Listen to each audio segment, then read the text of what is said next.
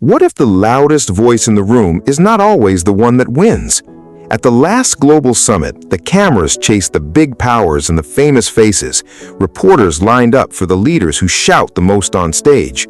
But while the world watched the noise, one country was quietly changing the entire game. No big threats, no dramatic speeches, no chest thumping in front of the cameras. Just calm words, smart timing, and moves so quiet that most people missed them completely. That country was India, and by the time the summit ended, everyone finally understood. While rivals were busy posing for photos, India was busy rewriting the real outcome. This is the story of how a nation once ignored became the room's real decision maker. Stay till the end because the final move is the one that stunned the world. Global summits look glamorous on television, with flags, handshakes, and carefully staged smiles for the cameras. But the real decisions rarely happen on that stage in front of the world's press. They happen in small side rooms, over quiet coffee breaks, and in private conversations nobody records. This is where true influence is built, far away from the microphones and the flashing lights. And this time, one delegation understood that truth better than anyone else in the building. For decades, global summits followed the same old script, written by the same old powers. The rich nations spoke first, set the rules, and expected everyone else to simply agree. Smaller and developing nations were handed a seat at the table, but rarely a real voice.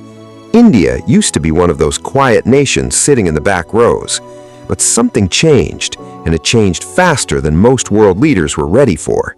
Behind closed doors, in side meetings, and in careful diplomatic language, India began to shift the balance.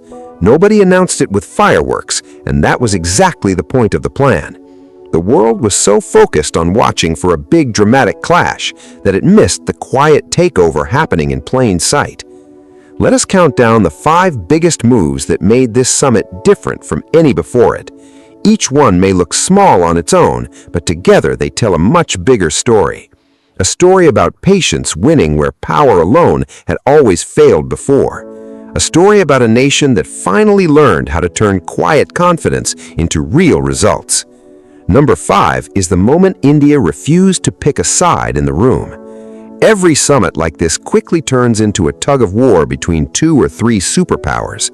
Everyone else is expected to line up behind one of them, like children choosing teams. India did something different this time, and it confused almost everyone watching from outside. It talked with every major power in the room, one by one, without ever locking itself into a single camp. It met privately with rivals who barely speak to each other on any other day. This drove some of the bigger nations quietly crazy because they could not predict India's next step.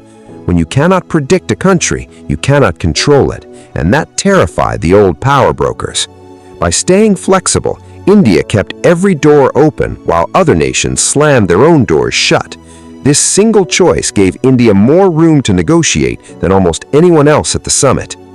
Diplomats from rival blocs later admitted off the record that this was the first time they truly could not read India's next move. In diplomacy, being unpredictable in a calm and steady way is one of the rarest skills a nation can have. Most countries either follow the crowd or fight the crowd, and both choices limit their options quickly.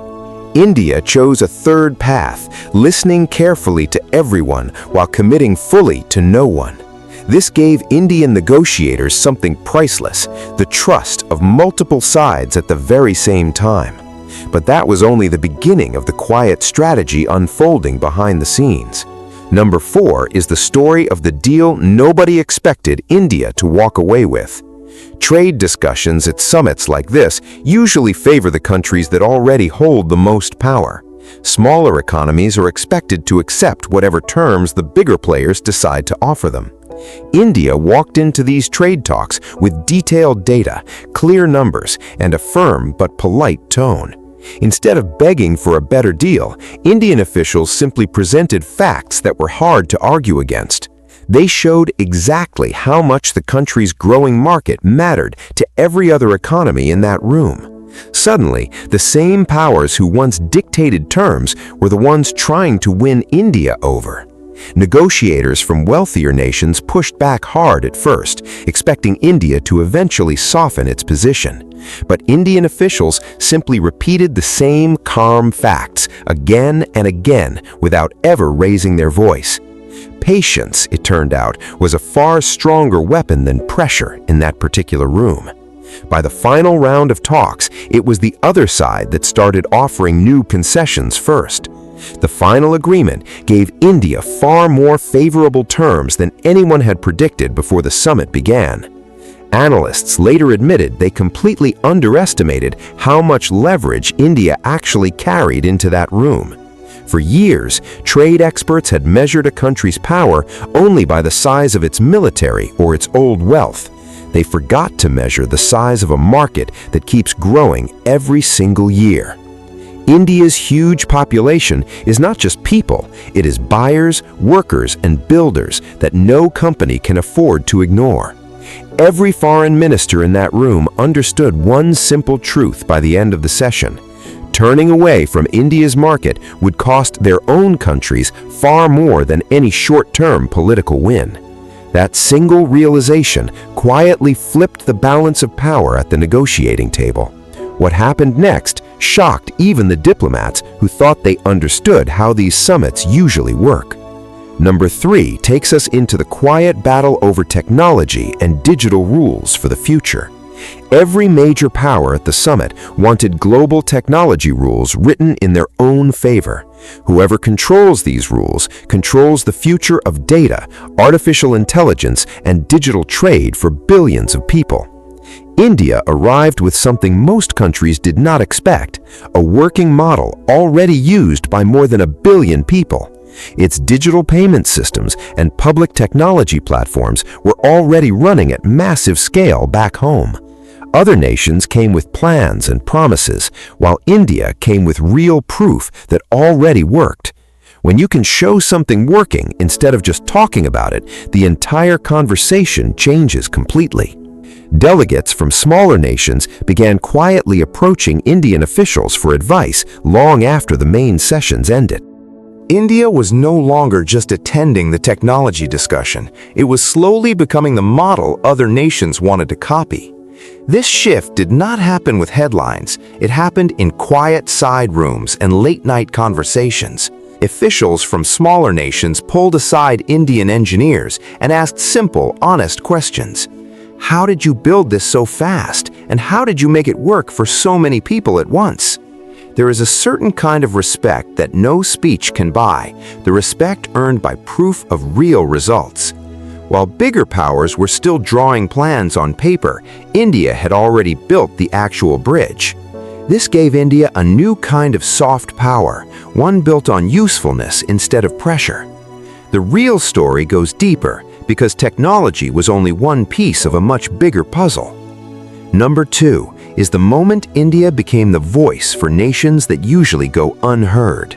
Many countries at global summits are too small or too poor to have real influence alone. Their concerns about debt, climate change, and unfair trade rules often get pushed aside by bigger players. India stood up in key sessions and spoke directly about the struggles facing these smaller nations. It did not just talk about its own interests, it connected its voice to a much larger group. This turned India into something rare at these summits, a bridge between the powerful and the overlooked. Smaller nations began looking toward India for support because someone was finally speaking for them clearly. This changed everything, because influence built on genuine trust is far stronger than influence built on fear. The bigger powers suddenly realized India was not just one vote in the room anymore. It was quietly becoming the voice that could bring dozens of other votes along with it. No one expected a nation once seen as just another attendee to become this kind of bridge. Think about what this really means for a moment before we move any further. A nation that was once told to simply wait its turn was now helping others find their own voice. This is a kind of power that cannot be bought with money or forced with threats. It can only be earned slowly through years of showing up and truly listening to others. And once earned, this kind of trust is almost impossible for any rival to take away. And now we arrive at number 1, the single moment that stunned every major power in that room. Behind closed doors, in the final and most important session of the entire summit, something remarkable happened. A major disagreement broke out between two powerful blocs, and the talks were close to collapsing completely. Years of planning and negotiation were suddenly at risk of falling apart in front of the entire world. In that tense moment, it was India that stepped forward and offered a solution nobody else had proposed. Because India had spoken to every side throughout the summit, it understood exactly what each side truly needed. It suggested a middle path, one that gave every major power something without forcing anyone to fully lose. The room went quiet as both sides slowly realized this compromise might actually be the only way forward. Within hours, the deal that seemed impossible just moments earlier was finally signed by every nation present. Global newspapers the next morning gave the credit to the big powers who signed their names loudly. But diplomats inside that room knew the real story, the one the headlines never fully captured. It was India's quiet work behind the scenes that had saved the entire summit. Officials from both rival blocs privately thanked India in the days that followed. They admitted, quietly, that without India's proposal, years of work might have collapsed in a single afternoon. This is exactly how real influence works in the modern world, far from cameras and far from headlines. It is built in the small rooms, in the late hours, when everyone else has already given up. This is why the loudest voice in the room does not always win the biggest victory. For years, the world underestimated India, treating it as a rising market rather than a serious power. Old assumptions are hard to break, and many global leaders still saw India through outdated eyes. But summit after summit, meeting after meeting, those outdated assumptions have started quietly falling apart. India is no longer simply asking for a seat at the table like it once did. It is helping decide who else gets invited to sit down at that same table. This shift did not happen overnight, and it did not happen through loud threats or bold declarations. It happened through patience, preparation, and a quiet confidence that finally became impossible to ignore. The world is slowly learning that India's greatest strength is not noise, it is timing. While others chase headlines, India chases outcomes that quietly reshape the future for generations to come. And that is exactly why every future summit will look at India completely differently from now on. Because the nation that once sat quietly in the back of the room is now helping write the rules everyone else must follow. This is not the end of India's rise on the world stage, it is only the opening chapter. And if this quiet summit victory taught the world anything, it is simple and unforgettable. Never mistake India's silence for weakness, because silence, used wisely, can be the loudest strategy of all. Think back to where the story started, with a country once told to sit quietly at the back. Decade after decade, India was patient, even when patience felt like an unfair burden to carry. It kept building, kept growing, and kept preparing for a moment the rest of the world did not see coming. When that moment finally arrived at this summit, India was ready, and its rivals were not. This is what happens when preparation quietly meets opportunity in front of the entire world. No dramatic speech, no viral clip, no shouting match could have achieved what patience achieved that week. And perhaps that's the biggest lesson hidden inside this entire story for every viewer watching today. Real power does not always announce itself loudly. Sometimes it simply walks into the room and quietly gets to work. The next time you watch a global summit unfold on your screen, look past the loudest voices in the room. Watch for the quiet ones instead, the ones taking notes, listening carefully, and waiting patiently for their moment. Because if this summit taught the world anything, it is that the quiet ones are often the ones truly running the show. India's rise did not happen by accident, and it will not stop with just one summit either.